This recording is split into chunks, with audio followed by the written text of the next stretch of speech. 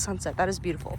Anyways, I'm 51% through Great Big Beautiful Life. If I'm out of breath, it's because I'm walking, and I guess I'm not as in shape as I thought I was. I don't know. But 51% through. Hayden and Alice are still interviewing Margaret separately, and Hayden and Alice have struck up the romantic relationship that I was expecting, obviously, because this is an Emily Henry rom-com. Come on. They're getting pretty hot and heavy together, and I'm like, y'all, like, chill, like, pause. It's really good. I love the setting of this town. It's giving, like, coastal vibes, and I'm all here for it. I'm trying to transform my room into coastal granddaughter aesthetic also. I love that their love language is, like, dropping off a croissant and a green tea to each other's houses or where they're staying. Like, they've been taking turns doing that, and I think that's just so sweet. So yep, let's get to 75% of this book. Hey y'all, so I am 75% through Great Big Beautiful Life. We are at a crossroads because Hayden and Alice are struggling with their feelings because Hayden thinks if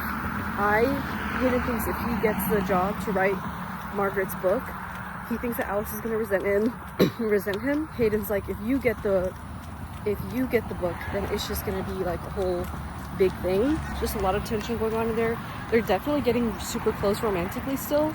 They spent the night together when there was this big storm, you know, one of those. Margaret is getting closer and closer to revealing just her whole entire story. She's giving each of them piece by piece by piece. I'm just loving the small town coastal vibe, all the restaurants they go to. It's just so great. Some underlying problem that I see though is Alice's mom. She is very passive aggressive, very just like rude without meaning to be rude, I guess. It's just how she is. But she shows like almost little to no appreciation for Alice's work and what she does. And it's just starting to wear down Alice, and Hayden notices it. And him being a good guy, he's like telling her like, hey, like, you need to address this problem. But yeah, that's where I am right now, and I'm gonna keep on reading.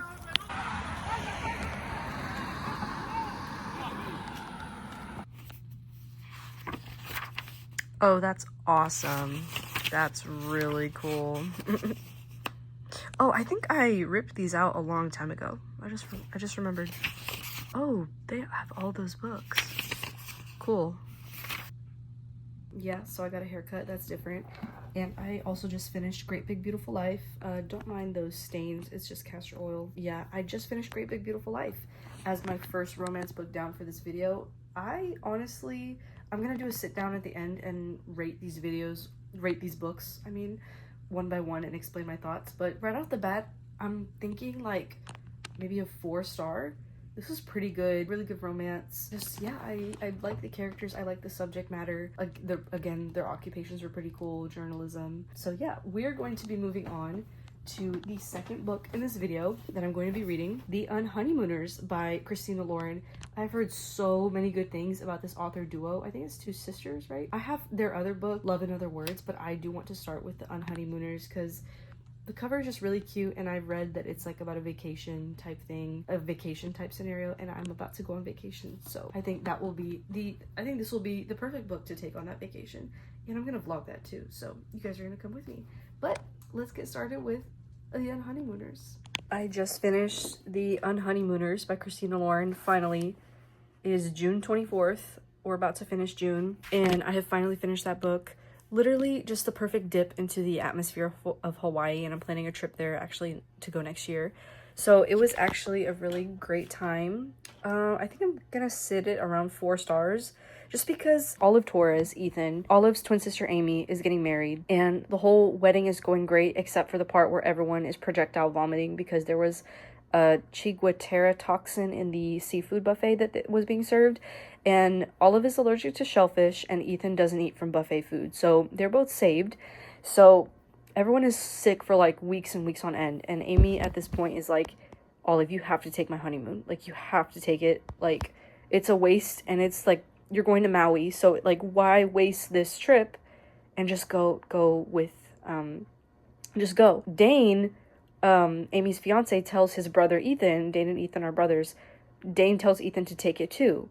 So Olive and Ethan end up going on this honeymoon together, and as you can probably imagine, they fall in love and this, that, and the other. There's a third act breakup that you're leading to, kind of like, I want to say maybe halfway through the book, or like 60 to 70% through the book, there's a secret that is unleashed, and it kind of like breaks the main couple apart, Ethan and Olive, and you find out what that is. And the way that that situation is handled, especially by Ethan, I did not appreciate it, and it was just very like just out of character for him, and I just didn't appreciate it at all.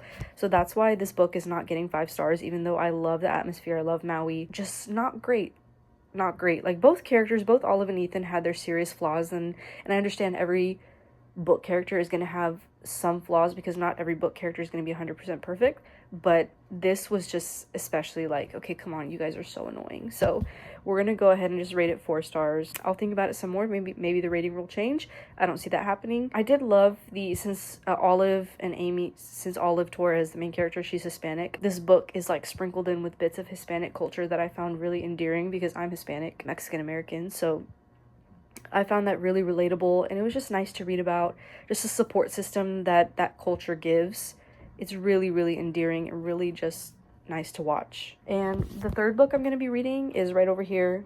I'm just scared to drop it, but it's The Do-Over by Lynn Painter, and it's kind of like a live every day over and over again, which hopefully won't be too repetitive, but we'll read it.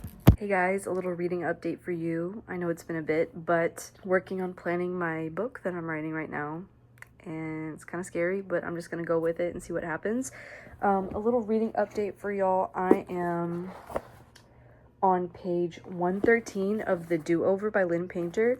I thought this book was gonna get really repetitive and really boring really fast, but it's actually not that bad. Emily Hornby, I think I said in a previous clip, but she is living Valentine's Day over and over and over again, because for some reason she's not getting it right. I haven't gotten to the point where we find out what happens yet, but I think she's kind of falling for Nick Stark, who is not her boyfriend, but this boy that she keeps running into in this Valentine's Day scenario every single day. So romance books, I'm finding, are just really, really predictable, but if an author executes it well and puts in obstacles and puts in like realistic things that can break up a couple, I feel like it works really well. And not just the third act breakup, but like realistic, like negative things that the couple encounters. I feel like that's what makes a romance book great. So I am about halfway done with this book, and I will catch you guys when I finish.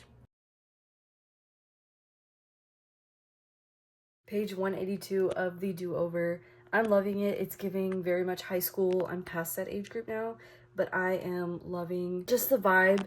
The repeating days is kind of, as I've said, repetitive, but every single day is like she's falling more and more in love with Nick Stark, who is the book boyfriend, and she is just realizing that she does not love her boyfriend. The boyfriend she has right now, Josh, he is very much like an asshole and was kissing his ex-girlfriend. Emily caught them. And so she's been trying to make the kiss stop happening all these repeating days, and it's just not working out, because the day has to happen and she has to eventually realize, I guess to break the spell or whatever, she has to realize that she loves Nick. So that's where we're going.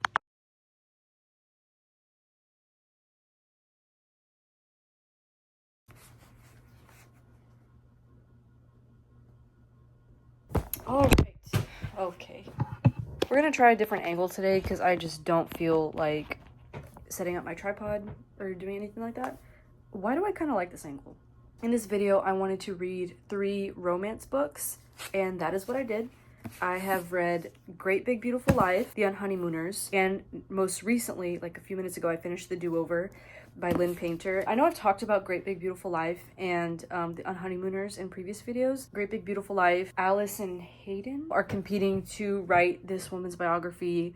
The parts where said woman was explaining her life to these biographers was very boring. That's why I don't think that I put that book as a 5-star. I'll double check and I'll put the rating up here. Unhoneymooners, it was greatly annoying at times. A lot of description of Olive, the main female character, was of her body and her curves, and like I understand that that's her character, that's who she is, but it doesn't have to be like excessive. Like, okay, we get you're curvy. That's great. Let's move on. The main plot that we find out later in the book, the main secret that's found out, Ethan, the male main character, is not supportive of Olive at first.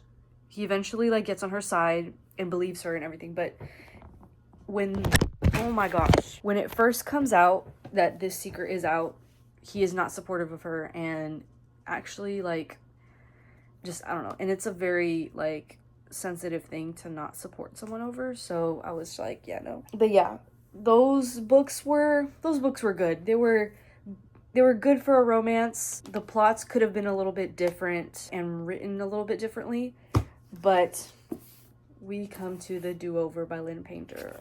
Oh my gosh, my head hurts, so I'm gonna try to do this quickly, but also give the book the attention it deserves. The Do-Over by Lynn Painter. We have, oh my god, why did I forget the girl's name already? What is her name? Emily. Why did I have the biggest brain fart? Emily Hornby. They're in high school. She's dating this guy named Josh Sutton, who's the perfect all-American boy, academically, like he's very, very smart. They both are very smart, and they like participate in all these academic things and these scholarships and these activities and these clubs, this, that, and the other, right? They're seemingly perfect for each other, and this book is set on Valentine's Day. And Emily goes about her day. She has this whole checklist of things she wants to do with Josh, checking things off, like, and the last thing she wants to do, like, she wants to exchange gifts, and she wants to tell him that she loves him. She wants to tell him that. And that's literally a checkbox on her to-do list. It's so funny. She goes throughout her day. Well, to start, in the morning, she crashes her car into the back of Nick Stark's truck, who is another, one of her classmates in chemistry. And she's just always known him as, like, the brooding, like, silent type, which there's one of those in every book, it seems like, at this point. But you find out why he is like that later. But she crashes into his truck, he drives her to school, and then later she catches her boyfriend and another girl kissing in his car as they're supposed to go on a coffee run. And she's like, okay, wow, I love you. I thought you would never do this to me. And she doesn't like confront him about it until later, but she goes home, she goes about her day, and she goes to sleep. She wakes up, it's Valentine's Day again. And oh my, it's like she goes through this whole thing, and I'm actually really curious as to if that's a real phenomenon that people experience, because I'd be very interested to know. Anyway, she goes through about 20 or so of these Valentine's days, and it gets so repetitive for her. I mean, it wasn't boring for me. As these repeating days go on, she's getting closer and closer to Nick Stark, seemingly and slowly falling in love with him, because she is finding out that Josh is just not the guy for her, right? The day is just like making them gravitate towards each other. And then just the way their romance is written is just so unique. And I'm gonna be honest, I was thinking about this, and I was thinking that I was gonna say this as I was finishing this up. This book is about high schoolers. This book is about, these books are about grown adults. This one, in my personal opinion, the romance was better than in these. I just think that it was sweeter, and maybe it's because it's high school and they're young and it's like young love and all that, but I just think it was just so nostalgic of a time in high school, and it was just very like just sweet and heartwarming, and overall just a warm romantic comedy. And that's what I always love to read, just as an escape. Like, I was listening to this as an audiobook when I was running errands this morning, and just like certain things that were said, I was like, he did not say that, or she did not say that. I was like, oh my gosh.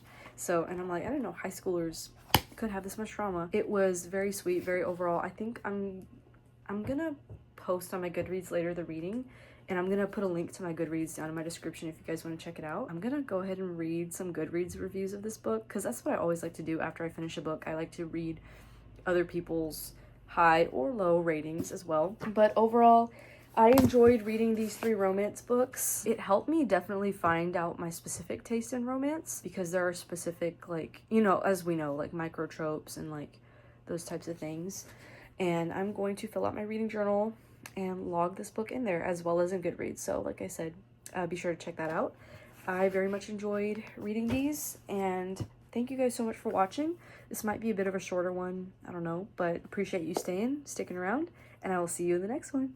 Bye.